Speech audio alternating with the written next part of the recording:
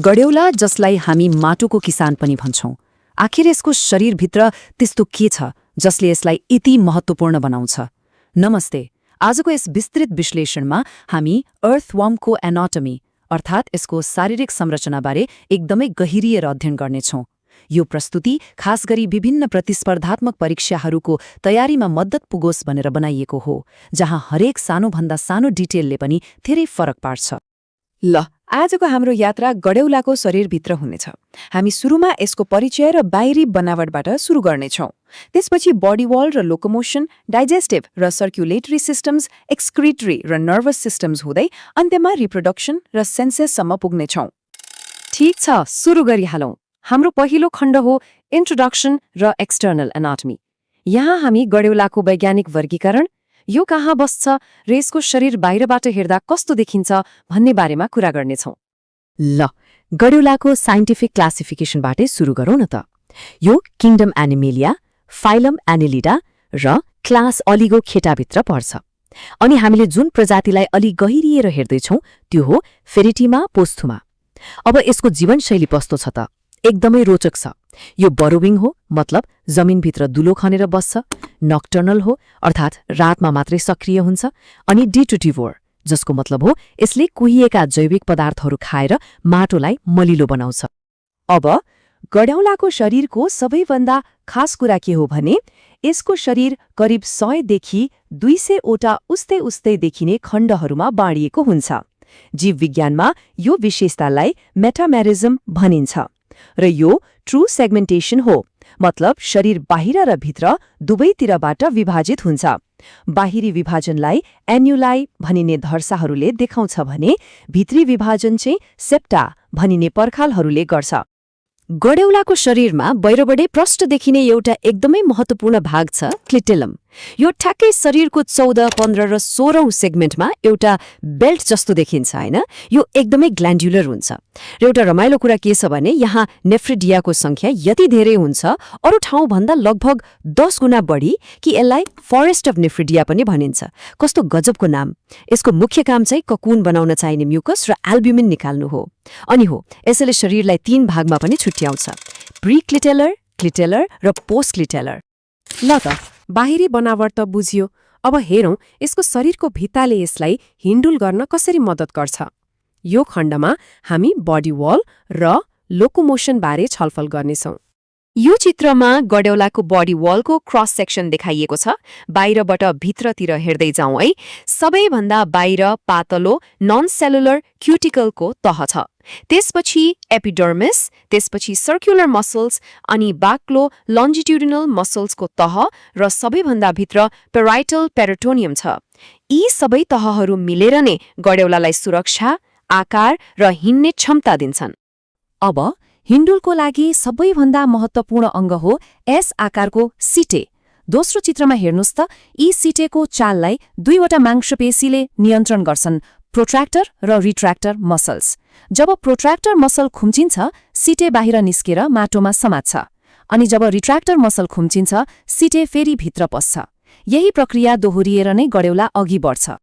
यो स्लाइडले हिन्डुलको प्रक्रियालाई अझै स्पष्ट पार्छ। गड्यौलाको शरीरमा 2 मुख्य प्रकारका मसलहरू छन्।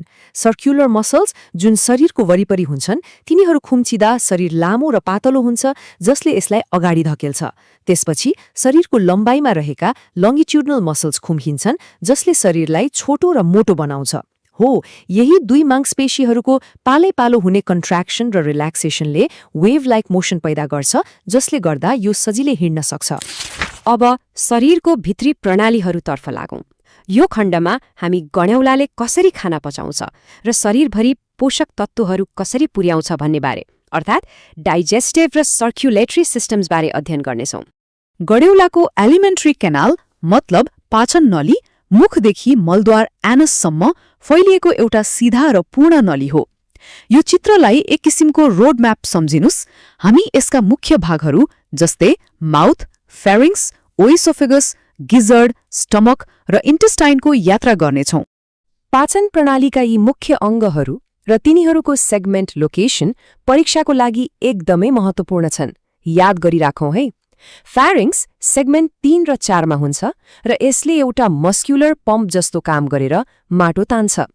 त्यसपछि सेगमेन्ट 8 मा रहेको गिजर्डले बाक्लो क्युटिकलको मद्दतले खानालाई पिस्ने काम गर्छ। अनि सेगमेन्ट्स 9 देखि 14 सम्म फैलिएको स्टमकमा रहेको क्याल्सिफेरस ग्ल्यान्ड्सले माटोमा भएको ह्युमिक एसिडलाई न्युट्रलाइज गर्ने जस्तो महत्त्वपूर्ण काम गर्छ। इन्टेस्टाइन वा आन्द्रा यो पाचन र अवशोषणको मुख्य ठाउँ हो। यसको एउटा विशेष संरचना छ, टाइफ्लोसोल। यो आन्द्राको भित्री तहमा भएको एउटा फोल्ड हो जसले पोषक तत्त्व सोच्नका लागि सतहको क्षेत्रफल माने सर्फेस एरिया निकै बढाउँछ। हो, यही टाइफ्लोसोल छ कि छैन भन्ने आधारमा इन्टेस्टाइनलाई 3 भागमा बाँडिन्छ, प्री-टाइफ्लोसोलार, टाइफ्लोसोलार र पोस्ट-टाइफ्लोसोलार रिजन। अब रक्त सञ्चार प्रणालीको कुरा गरौँ। गडेउलामा क्लोज टाइपको ब्लड भ्यास्कुलर सिस्टम हुन्छ, मतलब रगत सधैँ रक्तनलीहरू भित्रै बग्छ। एउटा निकै रोचक तथ्य के छ भने रगतलाई रातो बनाउने हिमोग्लोबिन हामीमा जस्तो आरबीसीजमा हुँदैन, बरु सिधै ब्लड प्लाज्मामा घुलेको हुन्छ। यसमा 4 जोडी भ्याल्भुलर हार्ट्स हुन्छन्, सेगमेन्ट 7 र 9 मा ल्याटरल हार्ट्स र सेगमेन्ट्स 12 र 13 मा लेट्रोओइसोफेजियल हार्ट्स। रगतका कोशिकाहरू र हिमोग्लोबिन बनाउने काम चाहिँ ब्लड ग्ल्यान्ड्सले गर्छन्, जुन सेगमेन्ट्स 4, 5 र 6 मा पाइन्छ। शरीरका प्रणालीहरूको यात्रालाई अगाडि बढाउँदै अब हामी फोहोर व्यवस्थापन र शारीरिक नियन्त्रण गर्ने प्रणालीहरू अर्थात् एक्सक्रिटरी र नर्भस सिस्टम्स बारे छलफल गर्नेछौँ। गडेउलाको एक्सक्रिटरी अर्गनलाई नेफ्रिडिया भनिन्छ। यी एकदमै सूक्ष्म बेरिएका नलीहरू हुन् जसले हाम्रो मृगौला यानि किडनी जस्तै काम गर्छन्। कार्यको आधारमा यी 2 प्रकारका हुन्छन् र यो भिन्नता बुझ्नु एकदमै जरुरी छ। एन्टेरोनेफ्रिक नेफ्रिडियाले आफ्नो फोहोर पदार्थलाई पाचन नली अर्थात् गटभित्र फाल्छ, जबकि एक्सोनेफ्रिक नेफ्रिडियाले फोहोरलाई सिधै शरीर बाहिर फाल्छ। गडेउलामा 3 प्रकारका नेफ्रिडिया पाइन्छन् र यिनीहरूको तुलना अक्सर सोधिरहेको हुन्छ। पहिलो फेरेन्जियल नेफ्रिडिया जुन सेगमेन्ट्स 4, 5 र 6 मा जुप्पाको रूपमा हुन्छन् र एन्टेरोनेफ्रिक हुन्। दोस्रो सेप्टल नेफ्रिडिया जुन सेगमेन्ट 15 देखि पछाडि सेप्टामा हुन्छन्। यी सबैभन्दा ठूला नेफ्रिडिया हुन् र एन्टेरोनेफ्रिक नै हुन्। अनि तेस्रो इन्टेग्युमेन्टरी नेफ्रिडिया जुन सेगमेन्ट 3 देखि पछाडि बडी वलमा छरिएर रहेका हुन्छन्। यी सबैभन्दा साना तर संख्यामा सबैभन्दा धेरै हुन्छन् र एक्जोनेफ्रिक प्रकारका हुन्। यो चित्रमा गडेउलाको नर्भस सिस्टमको संरचना हेरौँ। यसको सेन्ट्रल नर्भस सिस्टममा फ्यारिङ्सलाई घेरेर बनेको एउटा नर्भ रिङ हुन्छ। यो रिङको माथिल्लो भागमा सेरेब्रल ग्याङ्ग्लिया वा ब्रेन छ र तल्लो भागमा सबफ्यारेन्जियल ग्याङ्ग्लिया छ। अनि यहीँबाट शरीरको तल्लो सतहतिर एउटा ठोस दोहोरो भेन्ट्रल नर्भ कर्ड गएको हुन्छ जसले शरीरका सबै क्रियाकलापहरूलाई समन्वय र नियन्त्रण गर्छ। ल अब हामी हाम्रो अन्तिम खण्डमा आइपुगेका छौं। यहाँ हामी गडेउलाले कसरी आफ्नो वंशलाई निरन्तरता दिन्छ र आफ्नो वरपरको संसारलाई कसरी महसुस गर्छ भन्ने बारे अर्थात् रिप्रोडक्सन र सेन्सस बारे अध्ययन गर्नेछौं। गडेउला हर्माफ्रोडाइट वा मोनोइसियस जीव हो। यसको अर्थ एउटै जीवमा मेल र फिमेल दुवै रिप्रोडक्टिभ अर्गन्स हुन्छन्। यो चित्र अलि जटिल देखिन सक्छ, तर यसमा हामी दुवै प्रणालीका अंगहरू जस्तै टेस्टिज, ओभरिज, सेमिनल भेसिकल्स र स्पर्माथिक्यालाई तिनीहरूको निश्चित स्थानमा देख्न सक्छौं। मेल रिप्रोडक्टिभ सिस्टमका अंगहरूलाई क्रमबद्ध रूपमा हेरौं। 2 जोडी टेस्टिज सेगमेन्ट्स 10 र 11 मा हुन्छन् जसले स्पर्माटोगोनिया उत्पादन गर्छन्। त्यसपछि स्पर्मको म्याचुरेसन वा स्पर्माटोजेनेसिसको प्रक्रिया 2 जोडी सेमिनल भेसिकल्समा हुन्छ जुन सेगमेन्ट्स 11 र 12 मा रहेका हुन्छन् र अन्त्यमा 1 जोडी प्रोस्टेट ग्ल्यान्ड सेगमेन्ट 17 देखि 20 ले स्पर्मलाई सक्रिय बनाउने तरल पदार्थ निकाल्छ। अब पालो आयो फिमेल रिप्रोडक्टिभ सिस्टमको। 1 जोडी ओभरिज हुन्छन् सेगमेन्ट 13 मा जसले ओभा अर्थात् एग बनाउँछ। तर यहाँ सबैभन्दा ध्यान दिनुपर्ने स्ट्रक्चर चाहिँ स्पर्माथिका हो। 4 जोडी हुन्छन् सेगमेन्ट 6, 7, 8 र 9 मा। यिनीहरूको काम के हो त? यिनीहरूले कपुलेसनको बेला अर्को गडेउलाबाट आएको स्पर्मलाई रिसिभ गरेर स्टोर गर्छन्। हो, यही नै हो मुख्य कुरा। हर्माफ्रोडाइट भएर पनि यिनीहरूमा सेल्फ फर्टिलाइजेसन हुँदैन, बरु क्रस फर्टिलाइजेसन हुन्छ। यो कन्सेप्ट चाहिँ परीक्षाको लागि एकदमै महत्त्वपूर्ण छ। हाम्रो यो प्रणालीहरूको भ्रमणको अन्त्यमा गडेउलाको इन्द्रियहरूबारे कुरा गरौं।